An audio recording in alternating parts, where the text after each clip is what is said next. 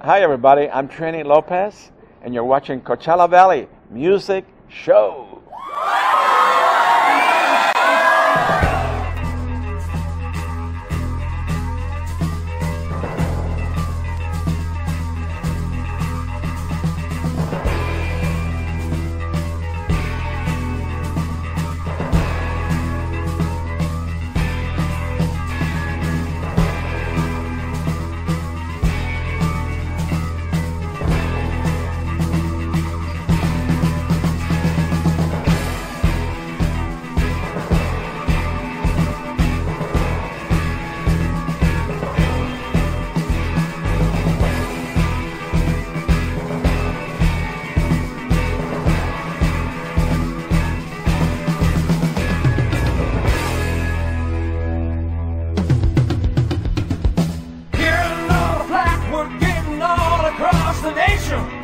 Walking knee-deep in procrastination, sitting here deciding just what we're gonna do. Doesn't make a lot of sense if only someone knew how to change the thinking of one power-hungry land. Afraid to say they blew it, made a lot of people mad.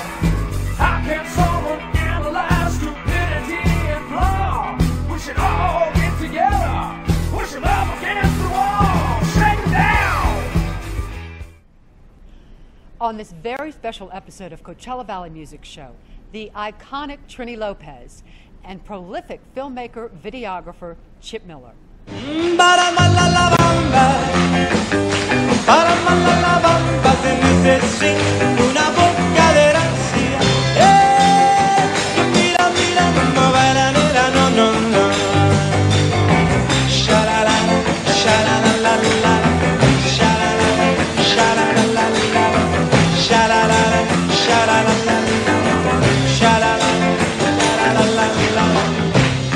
Everybody, here we go.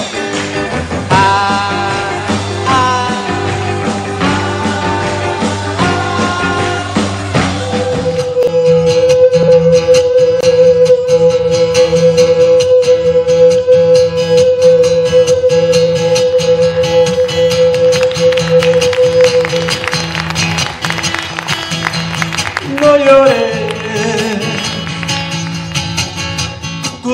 cucuy.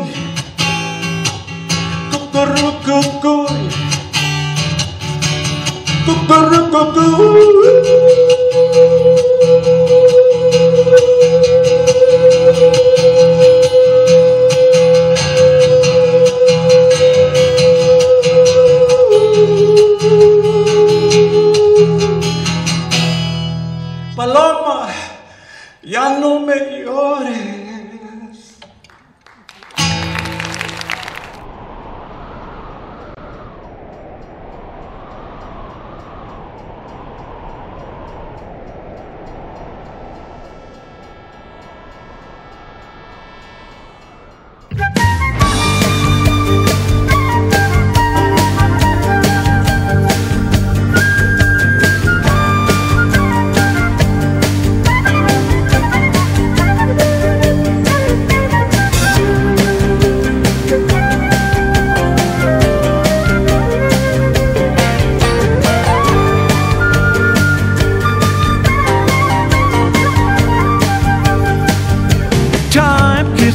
I'm slipping into the future.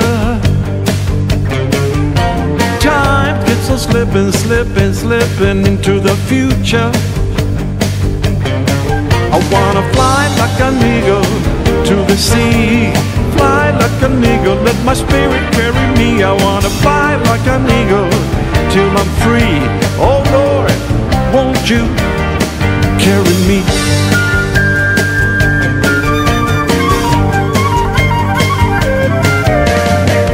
The babies who don't have enough to eat, shoe the children with no shoes on their feet. How's the people living in the street? Let's all do a good deed.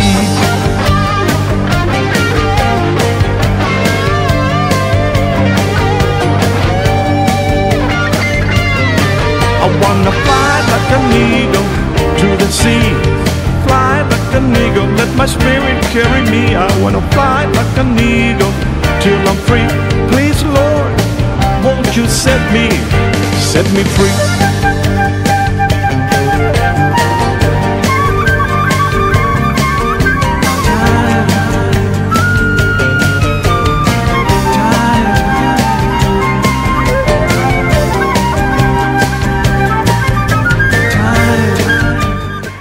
The Coachella Valley Music Show is proud to welcome Mr. Trini Lopez as our guest. Thank you for being here. My pleasure. My pleasure.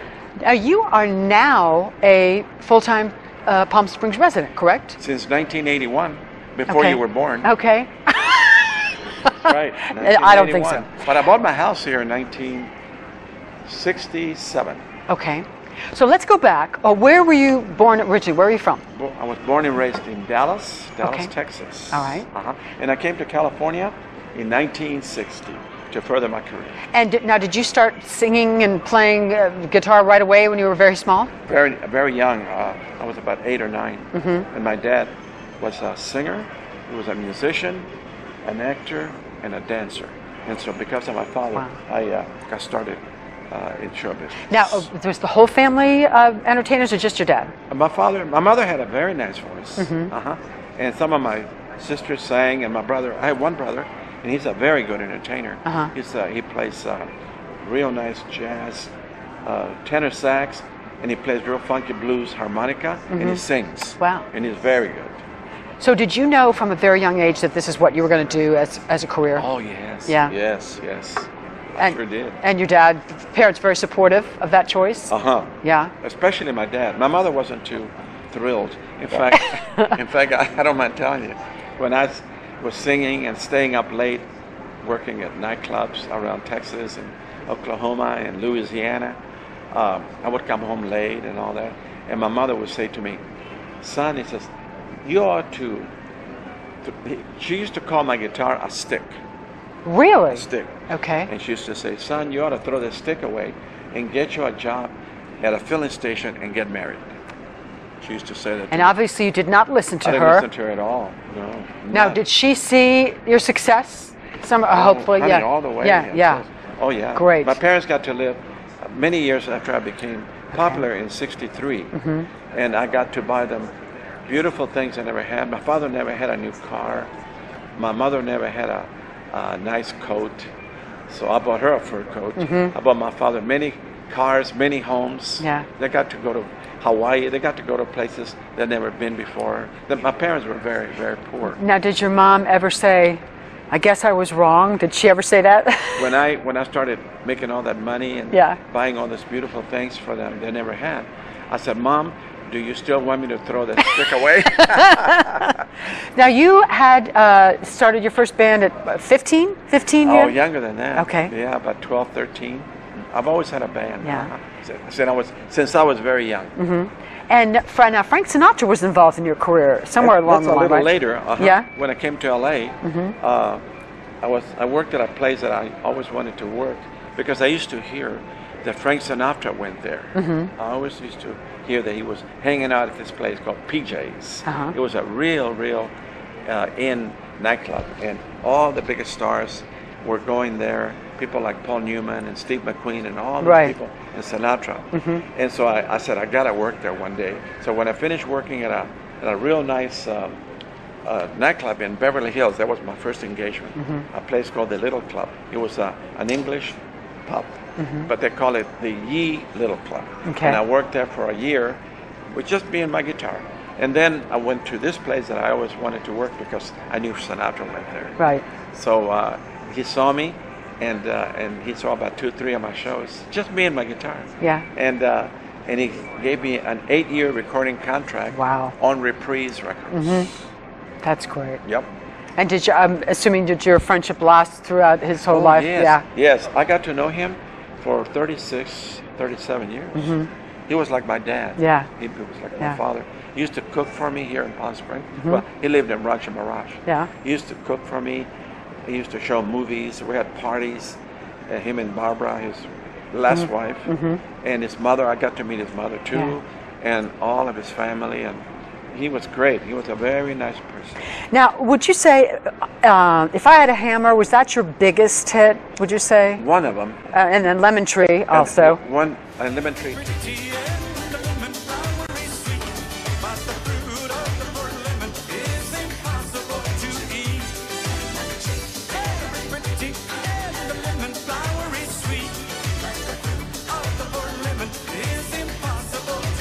Okay. The one that was as big as If I Had a Hammer or bigger was La Bamba. Okay. Right. Because you recorded that long before the movie came out and it had its resurgence, right? I recorded it long before Richie Valens recorded it. Okay. Because I was about 5 years older than him. Mm-hmm. So I recorded it, and I used to do it all over my Texas and all these places. So you had a pretty big hit with that. No. No. Not at that time. Not at that time. But then it re-released later, right? But then what happened, I heard it on the radio one day, and I got real upset because I said, oh, darn it. I said, somebody beat me to it. Yeah. I always wanted to record that song. Yeah. And because my father taught me that song. My father taught me all my Spanish, Mexican folk songs when I was very young. Right. Songs that he used to sing when he was young. Right. Okay. So then, I used to do La Bamba, of course, and then I heard it on the radio, and I said, "Oh God!" And I was real upset. And then, by I guess you call it destiny, maybe that's what it was. After Richie Valens died, I recorded La Bamba in L.A. At PJ's, this nightclub. Right. And it came out, and it was the biggest thing in the world. Yeah. And I am known for having a much bigger hit than Richie Valens. Good he for was you. meant to be, wasn't it? I guess so. Yeah. What do you have a favorite? I mean, I know you had so many songs, and so do you have a favorite song of everything that you've ever recorded? Is there one that really sticks out for you? Well, La Bamba Okay. is my biggest seller to this day. Okay. And I have 65 albums now. 65. Wow. And CDs. Yeah. And of all the albums that I have, and I've recorded with big orchestras and everything, but the biggest album to this day that's still selling worldwide, and this my biggest one, is PJ's. The one I Really? did at PJ's. I'll drive my Buick through San Juan. There's a road you can drive on. Everyone there will give big cheer. Everyone there will have moved here. Goes to America. Many hellos in America. Nobody knows in America. Puerto Rico's in America. Is that your first one? Just me and my guitar. Right. And once in a while a bass, once in a while a drummer, and that's it. Wow.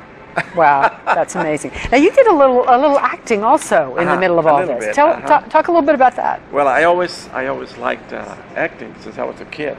I always loved movies, and so I always wanted to be in the movies. And so when I became real popular with my career, the old saying is, when you're hot, everybody wants you. Right. When you're not, nobody wants you. Right. And so I was real popular with my records, and the producer for this picture, The Dirty Dozen. Right. And it was a big movie. If you reach to plug one, as sure as you are born, the bramble bush will stick you with its prickly thorn, and a pretty girl. Yeah. Worldwide, big. And the producer was a big fan, and he wanted me in the movie. So I signed up for 4 months. Yeah. And I stayed 7, and the movie was not even half completed. Yeah. So Sinatra married Mia Farrow at this particular time, 1966 it was. Yeah. And he married Mia, and the next morning they flew to London, and that night Sinatra invited me to have dinner with him and Mia Farrow, just the 3 of us, at his flat in London. Yeah. And after we had dinner, I'm getting ready to walk out the door, and he said, "By the way, Trini," he says, "I understand your movie is running really late." And I looked at him, I said, "Yeah." I said, "How did you know?" He says, "I know." Yeah. Sinatra knew everything. Yeah. Would hypnotize, did she surprise him? Could it be the girl who stole the heart of a sinner man?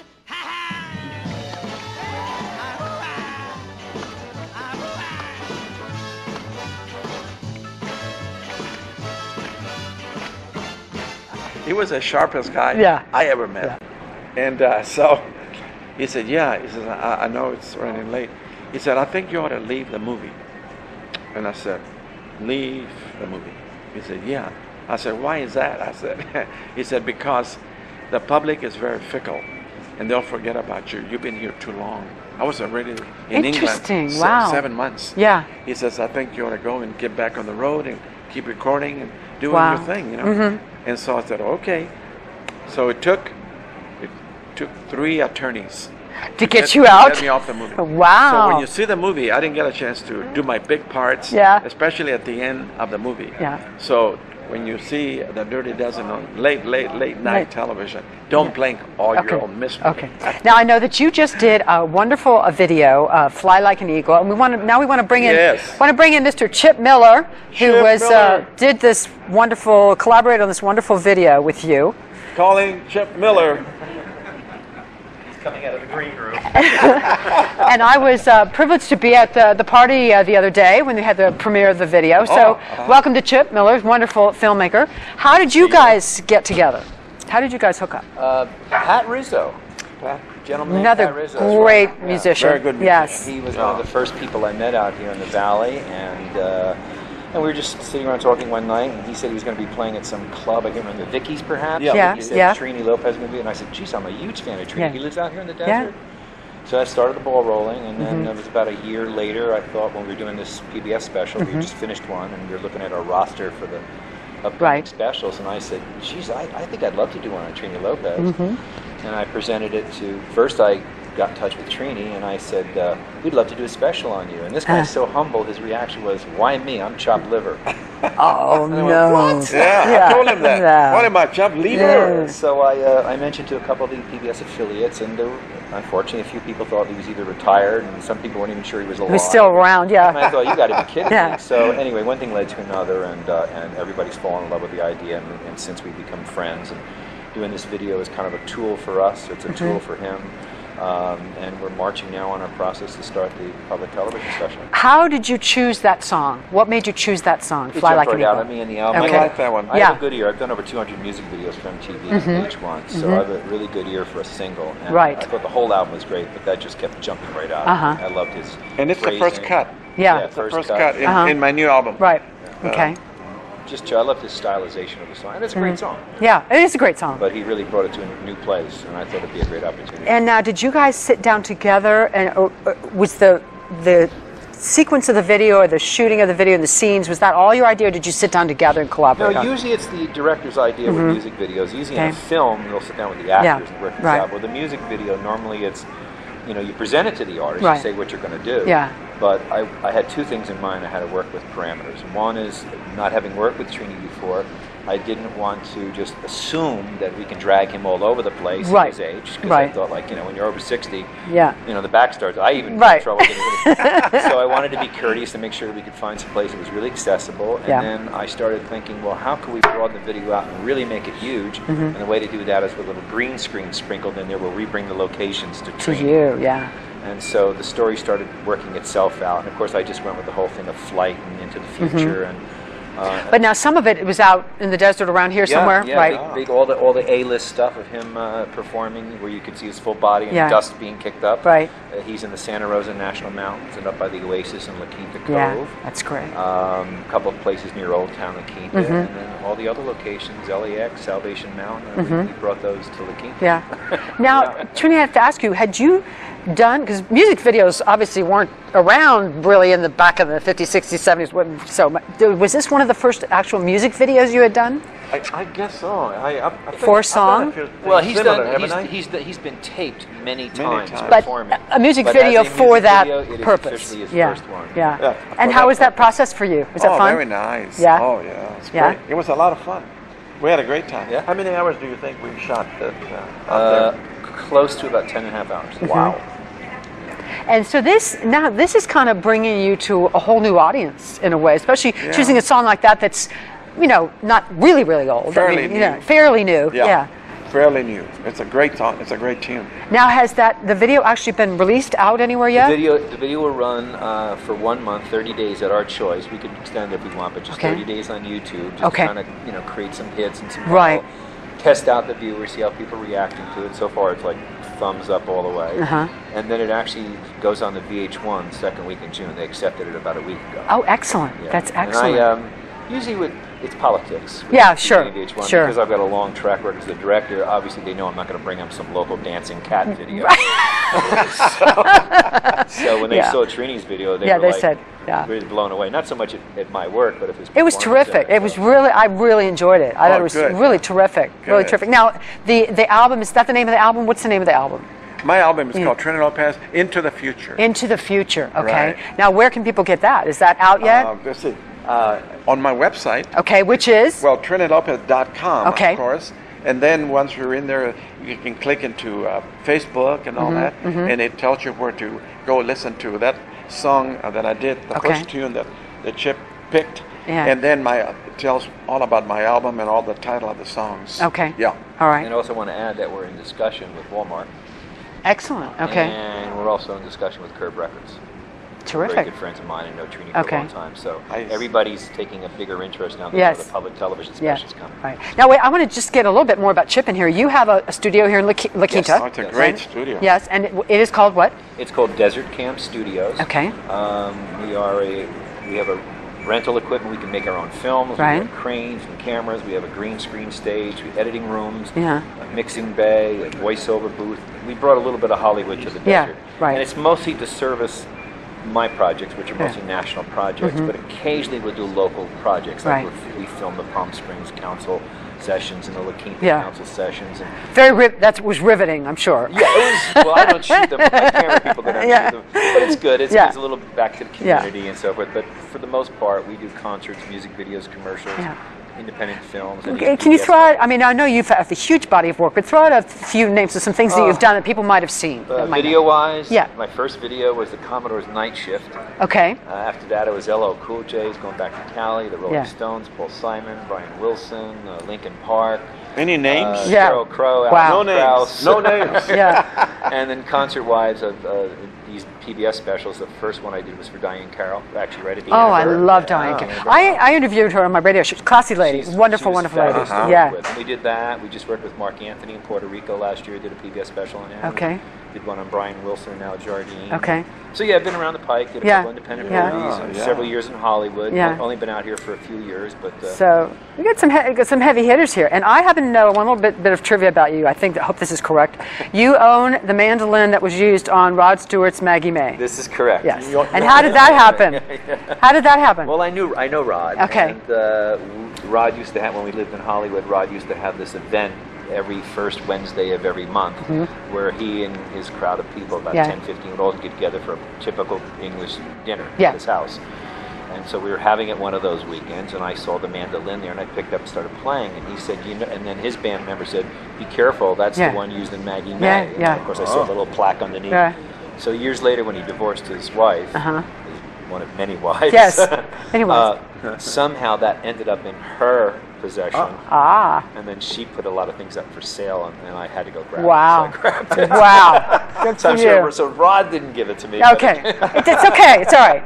Now, so are you guys going to do some more videos? You're going to collaborate together in the future? So. I hope he's a very easy guy to work with. Yeah.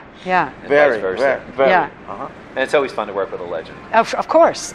Now, Trini, are you going to have a CD release party? Are you going to be out playing at a big event sometime soon? A lot of big things, Yeah, a lot of big things. The next really big thing, kick will be when we do the PBS announcement, public announcement, which will probably be September, October, and we hope to shoot around November, and it'll be on the air probably like February, March of next year. And it'll be a pledge special. Okay. So, with the breaks in between. Right. Send in your money or Trini won't like you anymore.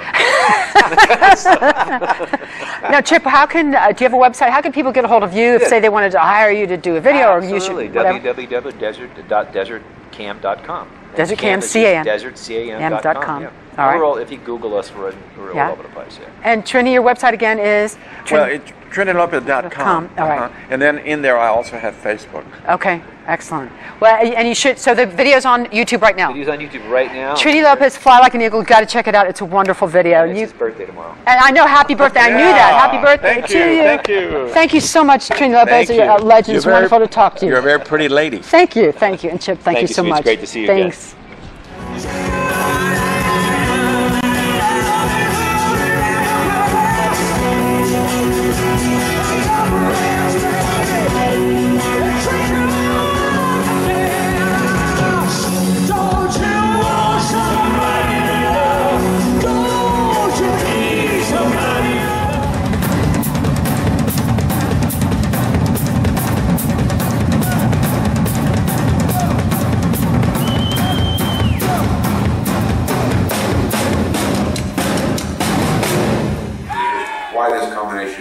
And voices and melodies goes into your ears and creates this whatever emotional thing in your brain that's unexplainable.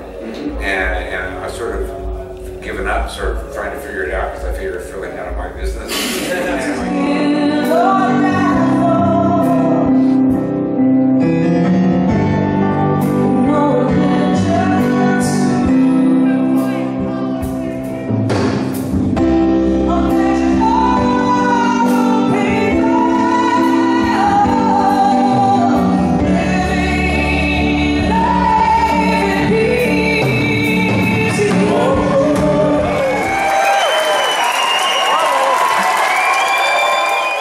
For watching Coachella Valley Music Show. And a big thank you to all our guests. We'll see you next time.